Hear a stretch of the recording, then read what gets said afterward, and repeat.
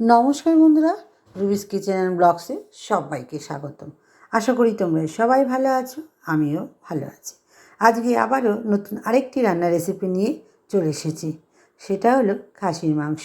বহুদিন পর আমাদের ঘরে খাসির মাংস হলো, তাও আবার আমি এটা রান্না করব পাতলা ঝোল পেঁপে আলু দিয়ে। তো আমার এই হাতের রান্নাটা বাড়ির সবাই খেতে খুব ভালোবাসে, সেই জন্য আমি আজকে রান্না করছি আর তোমাদেরকেও শেয়ার করছি। তো যাই হোক, প্রথমে আমি মাংসগুলো ভালো করে ধুয়ে নিয়ে পেঁপে আলুগুলো কেটে নিয়েছিলাম, কেটে ধুয়ে রেখে দিয়েছি। এবারে গ্যাসে একটা কড়াই বসিয়ে দিয়েছি, কড়াইয়ে পরিমাণ মতন তেল দিয়ে দিয়েছি। এখানে 500 খাসির মাংস আছে, সেই সম পরিমাণে আমি তেল দিয়েছি। তারপরে ওই তেলটা গরম হয়ে গেলে আলু আর পেঁপেগুলো আমি ভেজে নেব। একটু ভাজা ভাজা হয়ে গেলে পরে আলুগুলো চারদিকে একটু ছড়িয়ে সাইড করে রেখে ওই মধ্যেখানের মধ্যে আমি একটু ফোড়ন দিয়ে নেব। জিরে, শুকনো লঙ্কা, তেজপাতা আর গোটা গরম মশলা। গোটা গরম মশলার মধ্যে আছে দারচিনি, লবঙ্গ আর এলাচ। দিয়ে নিয়ে একটু ভালো করে ভেজে নিয়ে মিশিয়ে নেব। তারপরে ভাজা ভাজা হয়ে গেলে পরে আমি আগে থেকেই পেঁয়াজ, আদা, রসুন পেস্ট করে রেখে দিয়েছিলাম, সেটা দিয়ে নেব। সেটা দিয়ে ভালো করে কষিয়ে নিয়ে আর আমি কিছুটা মশলা পেস্ট করেছি, পেঁয়াজ, আদা, রসুন, আর কিছুটা গ্রেট করে রেখে দিয়েছিলাম, সেটাও দিয়ে নেব।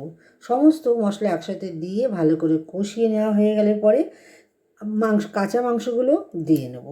এখানে আমি মাংস সিদ্ধ করব না আগের থেকে, এইভাবে কষিয়ে কষিয়েই রান্না করব। তারপরে আলু পেঁপেগুলোর মধ্যে, মশলাগুলোর মধ্যে আমি কাঁচা মাংসটা দিয়ে নেব, দিয়ে ভালো করে কষিয়ে নেব। কষিয়ে নিয়ে আমি সমস্ত গুঁড়ো মশলাগুলো অ্যাড করে দেবো। গুঁড়ো মশলাগুলোর মধ্যে আছে জিরের গুঁড়ো, তারপরে লঙ্কার গুঁড়ো, হলুদ, লবণ আর মিট মশলা।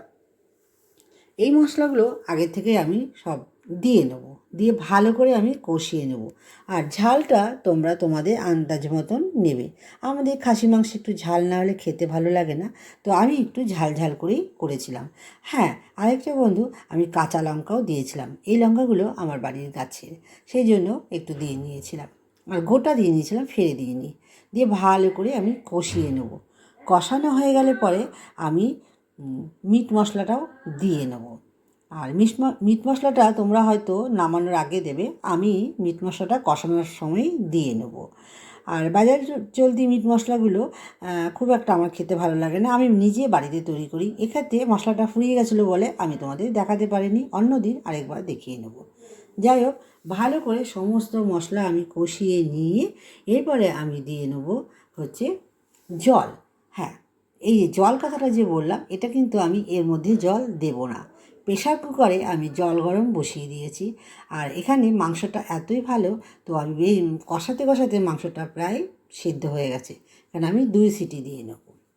এখানে আমি দেখো মিট মশলাটা দিয়ে নিলাম, দিয়ে ভালো করে কষিয়ে নেব।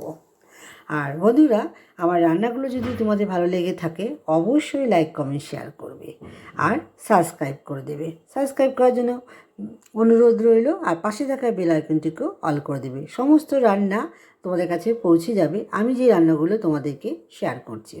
যাই হোক, কথা বলতে বলতে অনেকটা এগিয়ে গেলাম। এবার টক দই দিয়ে নেব। টক দইটা আমি ভালো করে 1 চামচের মতন দেবো, ফেটিয়ে নিয়ে টক দইটা দিয়ে নেব। দিয়ে তার আগে আমি দিয়ে নিয়েছিলাম কিন্তু সোয়া সস। রঙটা একটু ভালো আসার আগে কিন্তু আমি সোয়া সস দিয়ে নিয়েছিলাম। সমস্ত টক দইটা, সমস্ত মশলা একসঙ্গে ভালো করে কষিয়ে নিয়েছি। নিয়ে গন্ধটা দারুণ বেরিয়েছিল। আমি তো গন্ধ তোমাদের উপভোগ করাতে পারবো না, আমি নিজেই তোমাদেরকে বলছি। সমস্ত মশলা ভালো করে কষিয়ে হালকা একটু ওখানে জল দিয়ে কষিয়ে নিয়ে এবার আমি প্রেশার কুকারে দিয়ে নেব। প্রেশার কুকারে দিয়ে 2টো সিটি দিয়ে আমি নামিয়ে নেব। কিন্তু রঙটা দারুণ এসেছিলো, তোমরা দেখতেই পাবে। আর তোমরা বন্ধুরা আমি যেভাবে রান্না করছি এভাবে অবশ্যই করো, দেখবে ভালো লাগবে। রান্না বলে খুবই ভালো হয়েছিল। মেয়েকে একটু টেস্ট করতে দিয়েছিলাম, ও তো একদম দারুণ হয়েছে বলেছে। যাই হোক, শুনেও ভালো লাগলো, তো সেই জন্য তোমাদের সাথে শেয়ার করলাম। এদিকে হয়ে গেছে। এবার আমি এই প্রেশার কুকার থেকে কড়াইতে নামিয়ে নেব, নিয়ে ওরই মধ্যে দিয়ে নেব একটু ঘি, গরম মশলা, আর দিয়ে নেব হচ্ছে একটু মিষ্টি। মিষ্টিটা তোমরা কষানোর সময় দিতে পারো, আমি নামানোর আগ পর্যন্ত দিয়ে নিলাম। তো যাই হোক, আর আমি এখানে ব্যবহার করছি সানরাইজ শাহি গরম মশলা। এটা আমি দিয়ে নেবো। এই গরম মশলাটা, এই কোম্পানির গরম মশলাটা খুব সুন্দর। ভাইবোন আমি অ্যাড করছি, যাই হোক আমার ভালো লাগে বলে তাই তোমাদেরকে বললাম। চিনি দিয়ে আমি মাংসটা নামিয়ে নেব। কেমন হয়েছে অবশ্যই তোমরা কিন্তু কমেন্ট করে জানাবে, আর লাইক শেয়ার প্রচুর প্রচুর করবে। এবার একটা পাত্রে নামিয়ে নেব, নামিয়ে নিয়ে পরিবেশন করব গরম গরম ভাতের সাথে।